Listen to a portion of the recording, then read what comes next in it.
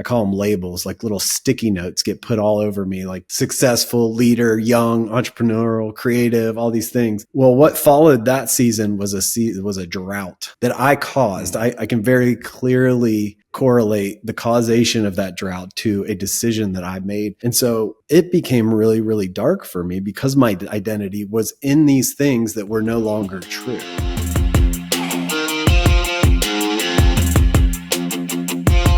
Welcome to a bonus episode of the How Leaders Think podcast, the show that transforms you by giving you new ways to think. I'm your host, Kenny Lange, and with me today is a duo. It is our first twofer.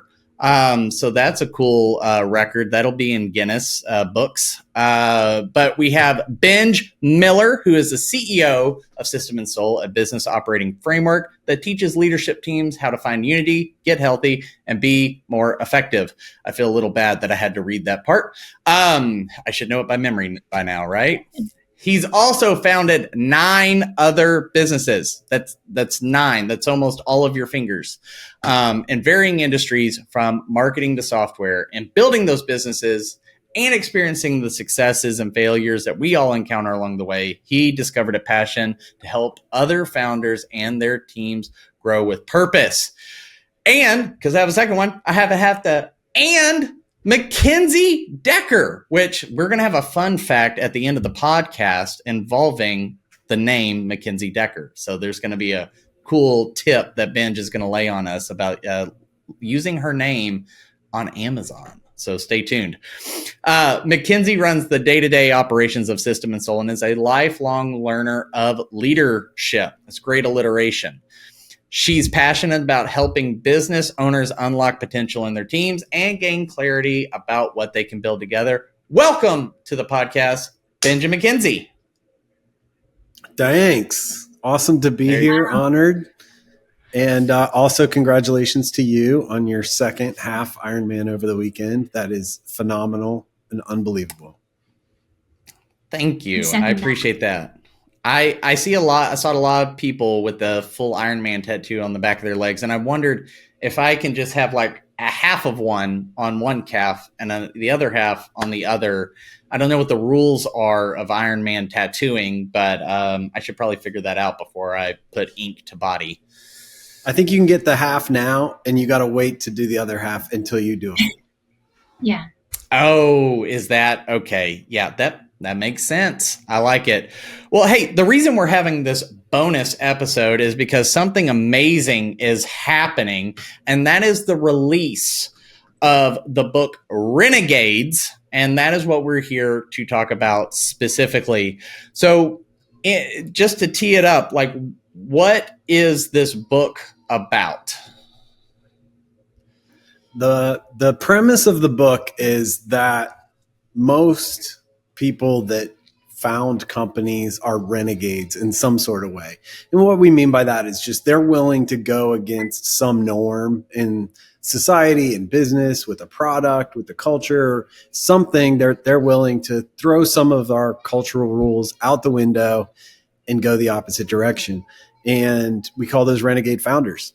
And then they go along, and that works for a little while, and then they hit what we call the the founder gap.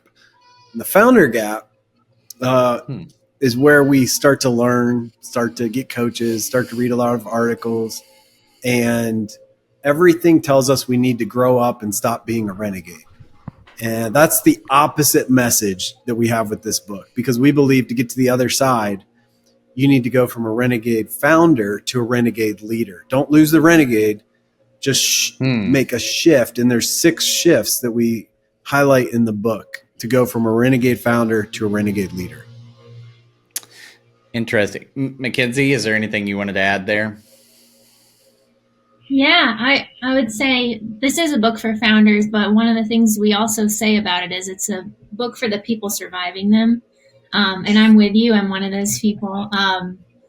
You have a friend. But it is a tool to understand the mind and desires and the way that person works, so that you can kind of be an ally for them and move out of a place of frustration with them, and move into a place of, unity and alignment with them. I think that's really important. I've sat in both roles. I mean, the language that the three of us use when we talk about system and soul is that visionary and then an operator. And typically that renegade is the visionary. And operators, second in commands, are getting a lot more love these days, and that's great.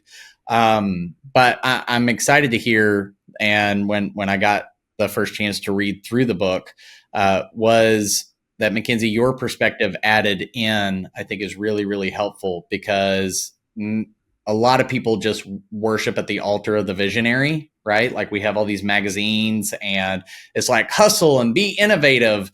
Oh, and by the way, if they're a jackass, just put up with it, right? And that's not at all what we advocate. And I think you also give some ways, though, to help the pieces fit together, because that is a really unique and dynamic relationship. What for you is important, do you think, in making, every time I hear the word shift, all I think is shift happens. I don't know if I just did a car commercial, but we're not sponsored at this point. So in making those shifts, though, my experience tells me that renegade founders can't become renegade leaders, probably absent of a great relationship with a second in command. Is that fair to say? Has that been your experience, or do you have a different perspective? I mean, maybe I'm biased, but so I think one of the things we talk about in the book, and that I've experienced myself and seen with so many second in commands and founders, is I mean, the founder can only, and I think we all know this about ourselves. We have like a limited capacity for what we can do, and we have blind spots. We have ways that we just are not wired to work, and that's a really amazing thing. And I think what we talk about in this book is that founders have a very unique gift set that they need to lean into more and more, especially as they scale and they have the ability to bring in other people to fill the gaps for them instead of having to be all things to all people. And so I think the second in command, or the operator is the term we use, is there's many ways that relationship can look over time, but it's like bringing in the other half of your brain. So the founder should be, the innovator, the dreamer, the one who's bringing the future to life, bringing it forward. And then you've got your operator who's totally game for, tell me, how can I help you build this idea? And then how do I go execute on it? How do I go empower the team to execute on it? And so I think there's just a pairing here that it accelerates what a founder can do on their own. Sure. But like, do you want it to take 3 years, 5 years, 10 years, or do you want to do it in partnership with someone who can accelerate that with you now? That's what I'd say to your question. Yeah, that's good. What do you think, Benj? Well, we so much of this book is the psychology of going from renegade founder to renegade leader. And one of the things that happens in that shift is that the visionary, the founder, has to come to grips with the fact that they're not actually in their highest and best use right now. And so the problem is to let go of the things that they've been accustomed to becomes an identity thing. They are needed to make these decisions. They are needed to get these things done. And so part of it is this psychology shift that as long as I am still doing these things, I am not able to go work on the next big idea, the next big relationship, the next big feature, the next big hire, the big exponential multipliers for the organization. So the operator's huge. We've been talking about that. But before we even go into the 6 shifts, we talk about this psychology of what needs to happen to lose our identity as the renegade founder to go to renegade leader, but then building the right team. And it absolutely starts with that operator. We talk about the power of an admin who can multiply your time by taking care of the administrative parts of your life, of your business. A coach, the power of a coach, somebody that's been down the road before you, power of a peer group where you can process some of these transitions and shifts, And then it's all about building out your leadership team. And it's not just your operator, but everybody who's running a function of your business. There comes a point in the time in the business where they can't just be the manager of the task list that the visionary gave them. They've got to bring significant positive impact to that function, be able to lead that better than that visionary could in order to earn their trust to be able to go and execute. Yeah, they need to be a thinker as well as the doer, right? For sure, yeah. I want to add one thing to that. I think sometimes when people hear us talk about this stuff, they're like, "Oh, okay, well, maybe when I have 10 million or $50 million in revenue, I can have this kind of build out in my business." I think it's just a mindset and a way of structuring something, even if it is like even if it is a $1 or $2 million business. With Benj and I, it started out like I got hired to help him with his calendar as much as I was helping with strategy, and that worked for the time of where we were at that point in his business, and then it's grown from there. But I think it's a way of structuring the relationships in the business at any stage that only helps you grow it. What am I trying to say? That helps you structure it over time and grow it and add layers to it as the business grows and reaches that higher level. Right. That's good. I want to go back to something you said, Benj, when you talked about making that mindset shift. And you say it, and I know you know this, like that's easier. Most of the things in this book are easier said than done, right? Yeah, for sure. If building a healthy, thriving business was easy, everyone would be doing it.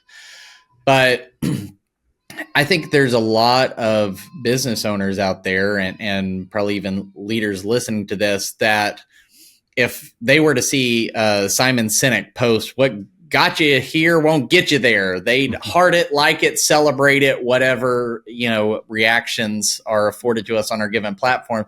They'd be like, "Hell yes," and all this. But what really goes into, you said, letting go of an identity.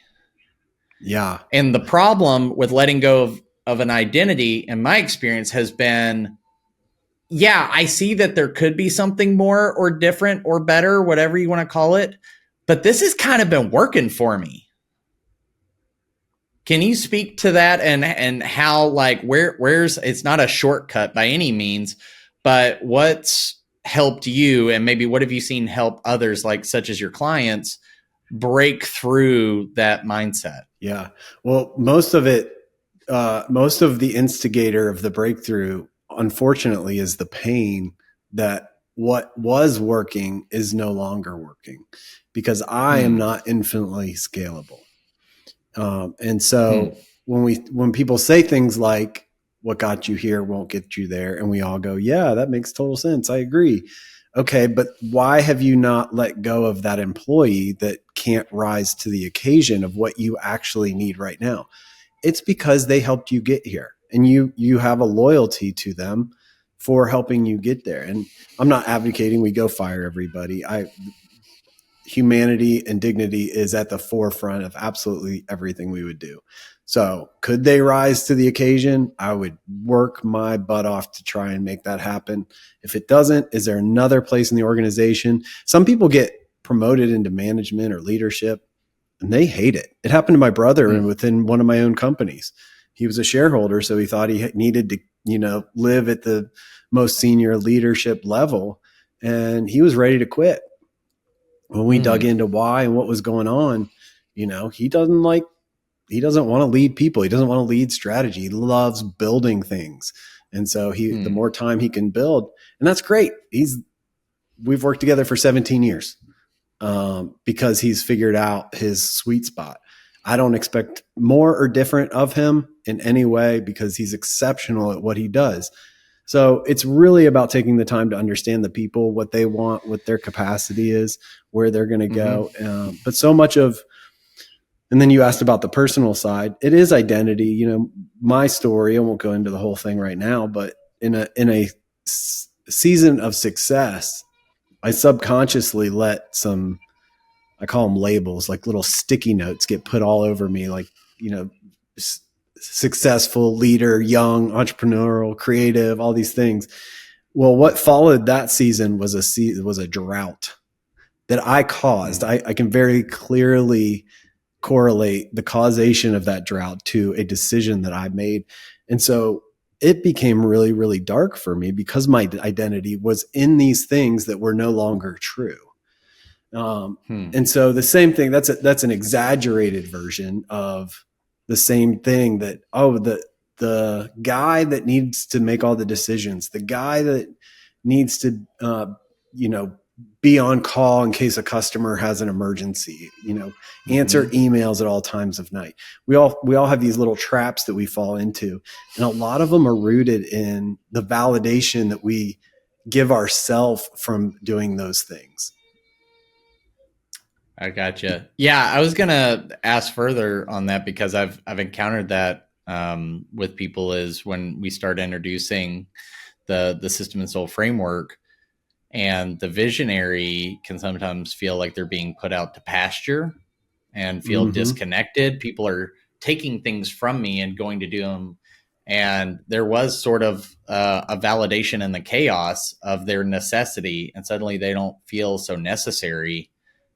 Yeah. What have the two of you seen in terms of crossing that particular threshold? You said at the very beginning of the conversation is they're not in a place where it's the highest and best use of their time being utilized in the company. So what do we do to help them see their new purpose? Yeah. Yeah. And the book tries to lay that out, but there's nothing more powerful than their own team looking at them, the leader, and saying, we don't need you to do those things anymore. We need you to go do this other thing, because the organization's looking at that leader in the same way. What got us here is not going to get us there. And so you, leader, have to go be somebody different. And we just don't want you to, we joke about going from startup to grown up without losing your soul. And that's part of this transition is going from renegade founder to renegade leader. Because the minute you try and go to mature, grown up manager, leader of this organization, you lose the renegade. And that renegade is one of the secret ingredients for the organization that you have right now. Yeah. So one of the things, and we've used the term, obviously it's the name of the book. And I think some people might have an emotion or a definition attached to the word renegade. McKenzie, I know that you spend a lot of time trying to organize the chaos that is the mind of Benj Miller, and we're all praying for you about that. But but I know that you're someone who is very thoughtful and deliberate in some of the choices, and I'm curious if you can give us a peek behind the choice of the word renegade. Oh man, what a great question. I have to think about. I know we mulled over like so many terms. I think maybe Maverick was in there. There was all kinds of like, how do we describe this person? Top Gun, yeah. We Maverick, had a lawsuit, so we couldn't do that one. No.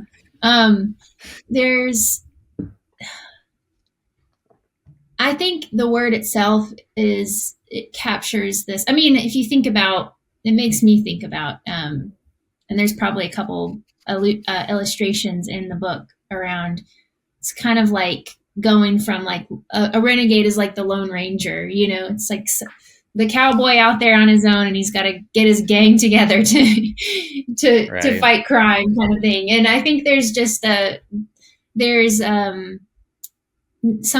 of what you see in the book is we wanted it to be fun, of course, right? Because that's how we like to do things. But we wanted it to call upon, characters, people and characters that fictional and real that represent that spirit. And I think the word just really encompassed a lot of those people that came to mind for us.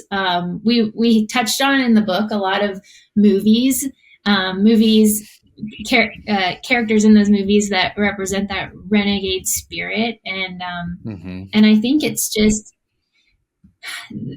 they represented it, and also I think there's just with the definition itself, it's like it's interesting because it kind of like it rides the line between being a positive and a negative term. Right. Like someone who deserts a set of principles is, I think, the true definition of that word, which a lot of people would say like, oh, like that's not a good thing. But Right. it's also it can be the most frustrating thing in the world to people who are not renegades, because it's like, why are you messing up the rules? But then but that's also the person that pushes something to the limit, or turns it on its head in a way that nobody else thought to do before. And that's how we find new ways forward. So I love that it kind of rides that line. And Mm-hmm. I think that's where the choice came in. Yeah. Benj, I want to reframe that question back to you. You mentioned the sticky notes and the labels and things like that. How have you seen what McKenzie was talking about, the negative and the positive of that label, that sticky note of renegade, show up? I mean, having started now 10 businesses, how has that shown up in your life and in your leadership? Well, it's not meant to be a label, but it is meant to validate a gift that a certain group of our population's been given. And in the process of growing up, most of our teachers told us that gift was a liability. So our teachers through our formal education year said, no, we don't do that here. These are the rules. Sit down, raise your hand, ask to go to the bathroom. Mm-hmm. You need the key, blah, blah, blah. And I think we are born into this world, and everybody has a little renegade in them. And society tries its best to suck the life out of our renegadeness. And if we look at all the people that inspire us, all the world changers from history, the big names, there's this renegadeness in them that said, I can no longer stand for the way things are. I need to stand for something that I believe in. And I just want to encourage everybody. And I forget where it is, maybe in the foreword, or maybe McKenzie, you've said it, but just like part of our hope is that everybody reads this and finds a little bit of the renegade that they have deep inside of them, and it comes to life again. Mm-hmm. Yeah. You know what? One thing I've realized, even just as we finished the book and talked about it, that some of that decision making, the way that a renegade, I think of myself as on the outside of being a renegade. So I talk about renegades like I'm not one, but a lot of their decision making, it may not be like totally logic driven, or like, you know what I mean? Like it's very no, believe me, I know what you mean. It's like there's something intuitive, and there's something that's like focused on like I think Benj, you say like they can perceive a future and go after it in a way that other people, it's like, unless it's concrete, unless it's right in front of them, it's hard to see the end goal with this. But I think what's so profound about a renegade mind is that the parameters don't have to exist, and it doesn't have to make sense right away for it to be the right answer. And I think that's one thing, I think that's a good challenge for all of us, like to let our mind exist outside of the bounds, and encounter some of that innovation and type of thinking. Yeah, absolutely. The way y'all described it makes me think of these lyrics. It's in a Fall Out Boy song, but it says, "My heart is like a stallion. They like me better when it's broken." And that always really resonated with me, and it reminded me of what y'all are describing. Is like we have that, but sometimes people love the renegade spirit if it's in the direction they want to go. Yeah. But generally they want you to be calm. They want you to be sedated. They want you to just fall in line. I feel like I'm literally describing the Think Different Apple commercial from decades ago, but just marching on, and you got to think differently. You mentioned that there are 6 shifts. And so can you just briefly take us through those 6 shifts and sort of how you think of those? Because some people say, well, 6 is too many, but it's not enough. And, if you're John Maxwell, you have the 21 irrefutable shifts of leadership. And John, if you're listening and you write a book, I want royalties, but with that title. But take us through at a high level what those shifts are. How quickly do you want me to do that? I mean, this isn't my Ironman race. You're not on the clock, so whatever you want to do. So each one of the shifts really has that rule that society gave us, and then it goes into what the Renegades said. As a result, creating the organization that it created. And then from there, we talk about the shift, the slight shift, the reframe to go from renegade founder to renegade leader. And the reality is most renegade leaders are actually really good at 3 or 4 of these. They've already done them. And somewhere in here, there's 1 or 2 that might be a new idea and might be the missing key that unlocks the lock. So the first one is play the hand you're dealt. The world tells us hey, just play the hand you're dealt. And the renegade says, I'm going to bet on myself. I'm going to actually, pull the ace out of my sleeve or draw one on a napkin. I don't need to just deal with what I have. I can go create something new. The shift becomes to bet with intention. So we go from betting on ourselves. I'm going to go start this. I'm going to go do this.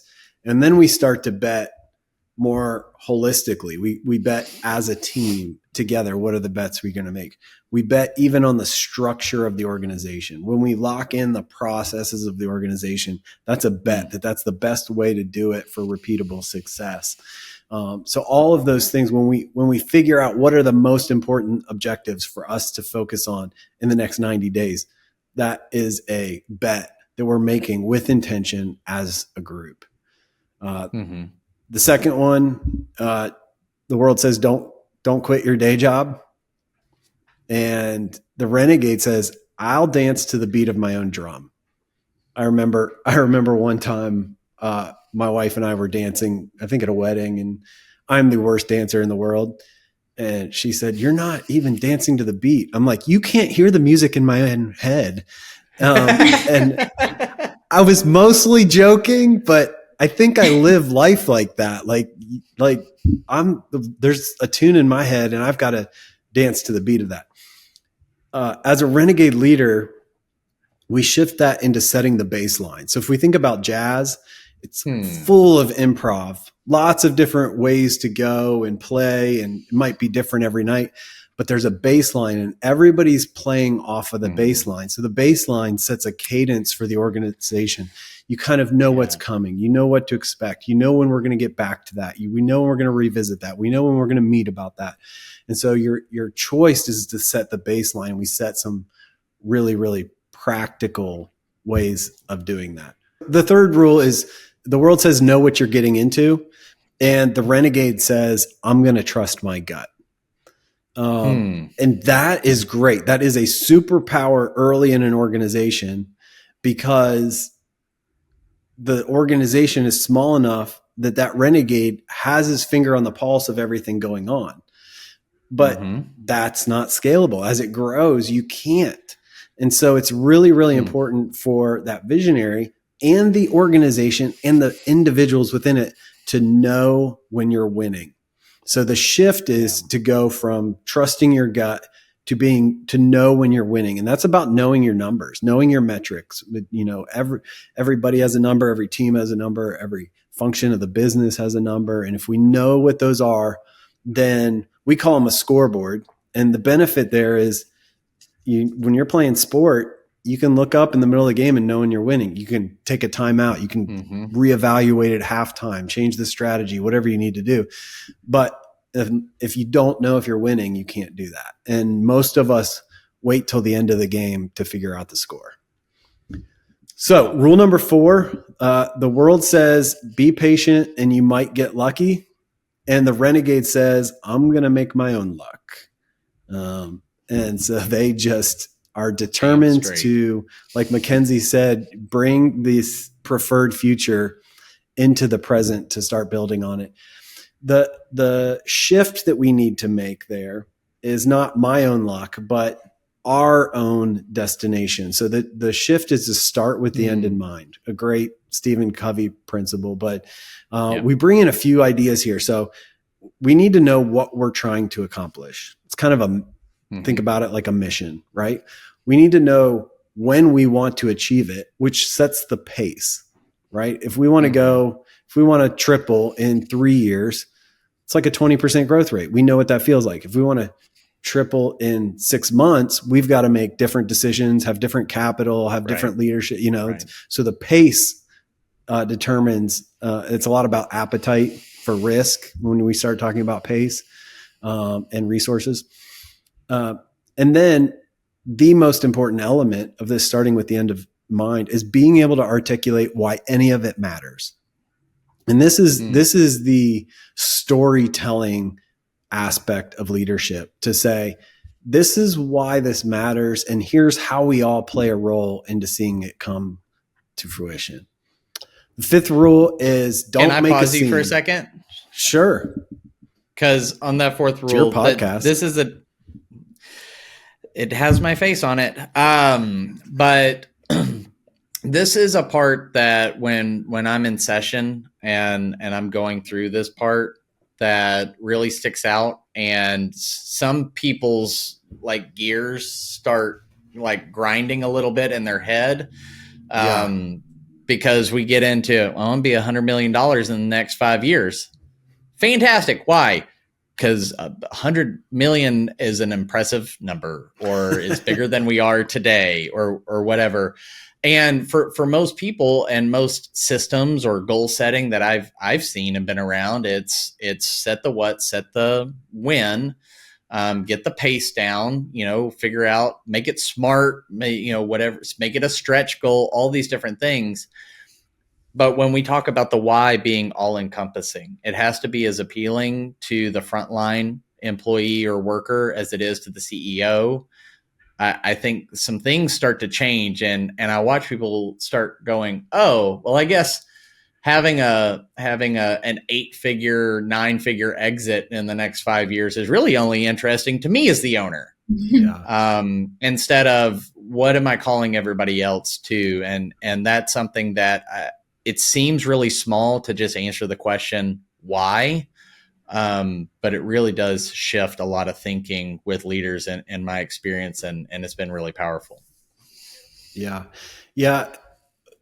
When we get into this exercise, we start in a way that feels backwards, because we actually make everybody in the room, not just the visionary, write down why are you here? What's interesting to you about this business? What are you trying to do? And be as selfish as possible. Be so selfish that I'm not going to make anybody in the room share any of this. But what happens is we start to find a little thread that we can pull on. And for that example that you said, we're going to exit with $800 million or whatever. Okay, why? What does that get us? Well, it gives us the ability to, for philanthropy, for whatever. Can we have that along the way before the exit? Yes. Can we grow into that? Yes. One of the companies I work with was like, man, the more we grow this business, the more opportunities we have to impact people. And so the number of impacts actually became something that they championed and made primary to their business, and they measure and they record. And so they want to know what's on their employees' bucket list, professionally and personally. And then as an organization, they celebrate every time they get to put one off those lists. They had 3 people get married and have babies this year. They didn't have anything to do with making those babies or making those marriages. But they decided, hey, we're going to count those. We're going to celebrate those. We're going to throw parties for those. Like our business has created the opportunity for that maternity leave, for that, honeymoon, whatever it is to take place. And so it keeps them focused on why they're doing what they're trying to do. Yeah, that's awesome. All right. Sorry for the slowdown. On to number 5. We're almost there. Don't make a scene. The world says don't make a scene. And the renegade says, I got to be me. Right? It doesn't matter if I make a scene. I'm not trying to make a scene, but I'm also not trying to fit in with the status quo. And so it becomes, I got to do me. And I go out and I do me, and this business is me. And then all of a sudden, there's a lot of people, and they're not all me anymore. They can't be me. And so we've got to transition that into we got to be we. And if we can start to articulate what we look like, we call this the ethos shift. So what we got to be we is like really, we've all had the values conversation, but I love Lencioni's line about like, you don't really have values until they hurt. Right. So let's get really clear on the things that we won't sacrifice, even if it hurts. An identity statement for the organization, so we know who we are. And then we love Jim Collins' hedgehog concept because it helps the organization know what our focus is. And if you have those 3 things, an identity statement, your values, and your hedgehog, that organization knows who they are, what they're about, and it empowers other people to say yes or no. That visionary doesn't have to be the yes or no person for every single thing. Well, does it fit our values? Does it fit our hedgehog? Does it fit our identity? Let's go. Right. And especially if we play that in with the rule like before this, our destination, is it going to lead us to our destination?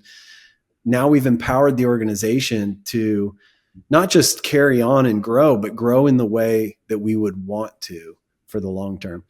The last one, the last rule is it matters who you work for. And the renegade says, I'll work for myself, right? That's how they got here, is they're like, that didn't really work for me, old boss. I'm going to go do it my own way. Self-sufficiency becomes the superpower, but that runs out at scale. So the 6th shift is the people shift, and it's we work together. And that's really about defining the culture that we want everyone to thrive in. Like what is it going to look like to work here? Become world-class problem solvers, and then a very, very unique approach to leadership development and leader development and people development, all wrapped into one. And we talk about that in the book, how to think about developing people in a very different way. Gotcha. Those are some powerful shifts. I want to make sure I enunciate that word well. But one of the things that you've mentioned before and that I really appreciate is that there's not an element of shaming the business owner, the renegade, the entrepreneur for getting started, because some people will use what got you here won't get you there as a sort of way like, hey, stupid. That all this stuff at the beginning was cute, but now you gotta be a grown up. And I think that there's a lot of finger pointing, wagging, disapproval, and shaming that goes on. And like, oh, okay, well, I guess I gotta. It doesn't value those traits and just says, hey, just like any gift or any skill, it needs to be matured in its expression. It doesn't mean that the kernel of what's there is wrong or bad.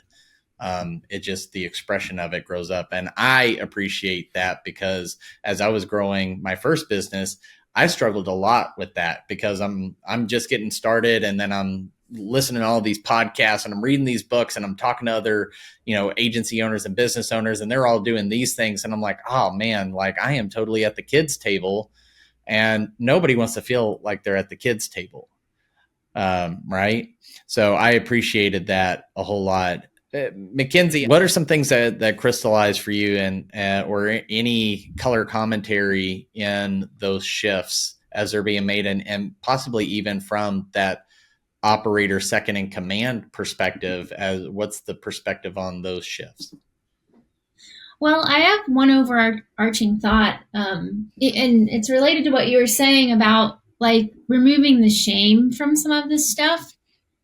And I think it's the whole tone of what we wanted to share with people is it's not like pointing fingers like you're doing this wrong or this is your fault or you're the reason why this isn't working and we're not growing. Because how helpful is that? Like, I think what the teams and the individuals and the teams that are going to get something out of this are need to read it through the lens of like, I really want to develop a deep respect and trust for this founder and own my part in the story. I think it's such like a partnership. All of this stuff it just requires a level of buy-in that you have to have. If you're already pointing fingers, then you're not going to get very far with the shifts to begin with, because you're going to be looking for someone to, it's their fault for screwing it up and not doing it right. But it's such a collaborative effort, and I think the shifts it requires that mindset and heart set from the beginning, for it to have the impact that you want it to have over time. So that's what I'd say. And especially in the role that I have, and as I build our team, I mean, all this stuff just requires and I'm learning this all the time. Like, we don't have the most complex team. I haven't led teams of hundreds of people before. I know that's a different animal, but like even a team of 5 people, like you've got to create and maintain a level of trust and just a collaborative spirit that everyone can rally behind and stay, united around the same goals and the same destination, the same upholding the values. And I think that's just key to all of this. It's the trust, the respect, the honoring one another as individuals. The word we use a lot I just love getting to say this, but like it's all about championing dignity first at the forefront. So I think that's what we have to think about as we go into this. That's really good. I'm curious in the process of writing. I heard Michael Hyatt have a quote long time ago. Of course, he's I don't know if he's trying to catch up to Maxwell in number of books or what, but he said that thoughts disentangle themselves is like passing over lips and through pencil tips. Fun little phrase, but I'm curious for the two of you, what crystallized or what did you learn that surprised you as you wrote this book? That's a fun question. There's a aspect of this that the hardest part was finding the story we wanted to tell, because there's lots of pieces in here that you can find, like the tangible tactical exercise, go do this. We end each of these chapters with some action items, and this isn't like brand new stuff, right? Some of it's the blocking and tackling of the world, but there was a story that needed to be told, and it was really around, we've been talking about it, but this renegade and really all, like, we are in a world where we need renegades, and we need business leaders who are willing to be renegades.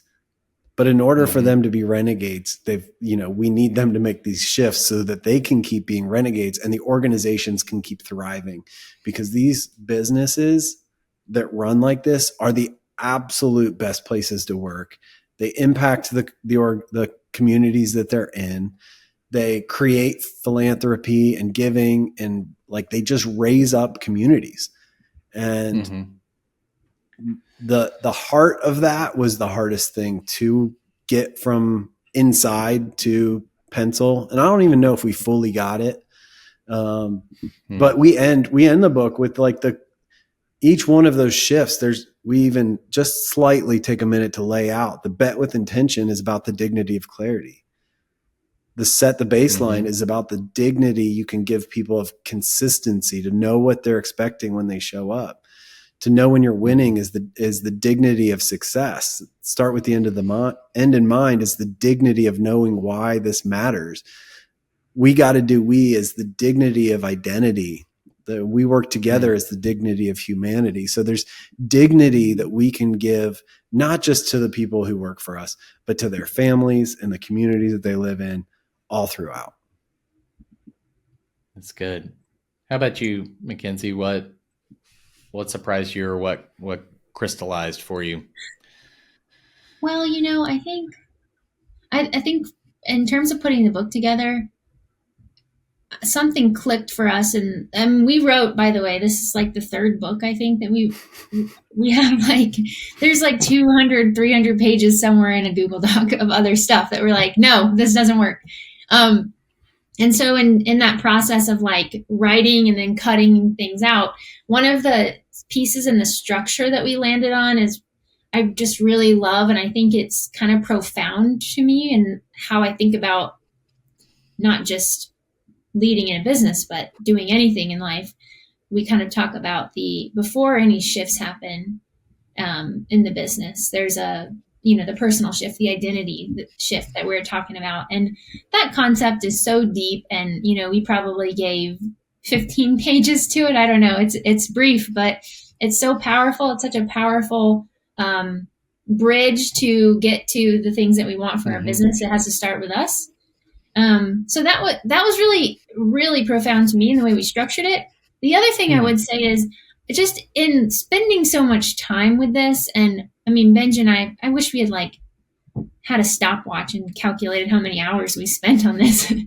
But like, I got to spend so much time with Benj, hearing him describe these things, trying to like put words around it and put language around something that he's dealt with for 20 years. And like spending all that time with that, I just feel like I've developed an empathy that I didn't have before for someone who's very different in the way that they operate and think, and just like an appreciation for how much, like, for their mind and what they bring to the world, and how much of a challenge this is to build something incredible and then not hand it over, but let other people help you hold it up. I think that it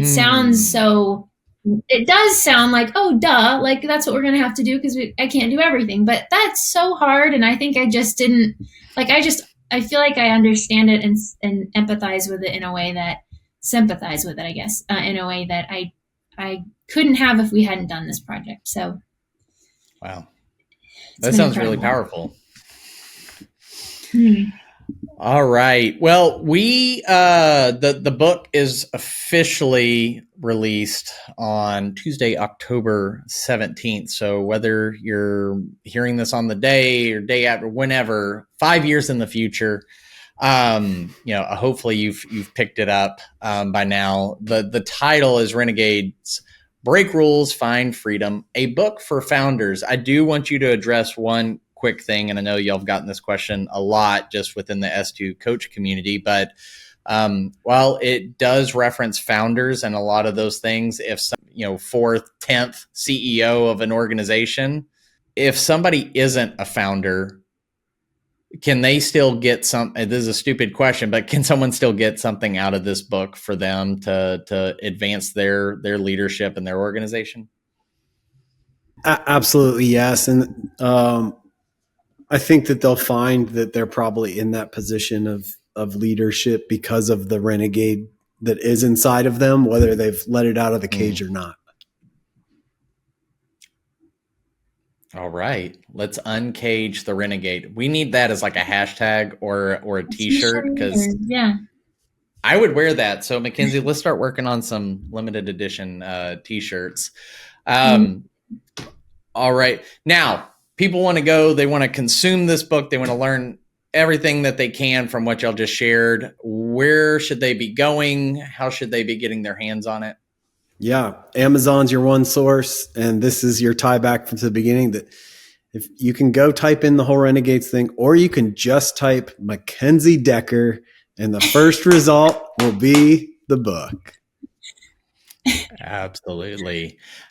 And it's on, I think you said it's going to be it is a hardback, or is it, did y'all Nope, do It's paper? paperback, and Okay. you can get it on Kindle. You can do like an ebook if you have an e-reader. Now, I'm going to go ahead and tell y'all this. When you jump on, you're going to look at the price and think it's like in Canadian dollars or something like that. It's not. This book is gorgeous. It is very well thought out, well designed. I don't know. Somebody's probably going to nail me on this, but it reminded me a lot of like Rework and Remote, Jason Fried and DHH, and a lot of their books. They always included really creative, appropriate artwork to the book that made it more of an experience than just reading words on a page. And Benj and McKenzie aren't paying me to say this, but I really do appreciate how thoughtful y'all were about bringing the book to life and not just putting another business book out there. Thank you.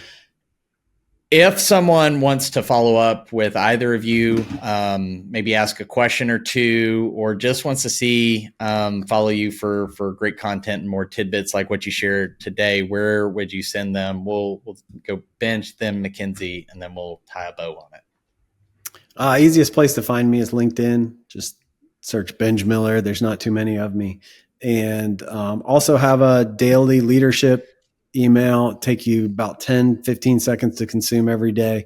It's a tip, a reminder, a model, something we need to work on, think about as a leader running businesses. This is for not just founders, but anybody in a business. And that's at the 261, the numbers 261.com. I second all that.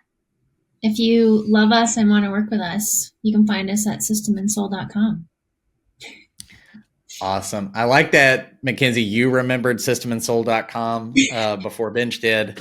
And we'll link to all those things. We'll link to the book. We're going to link to both of y'all's LinkedIn accounts. So you may get some more follow requests and get some friends out of the deal. Well, thank y'all so much for coming on the show. I'm excited about the book, excited to hand it out like candy and make it rain, Renegades.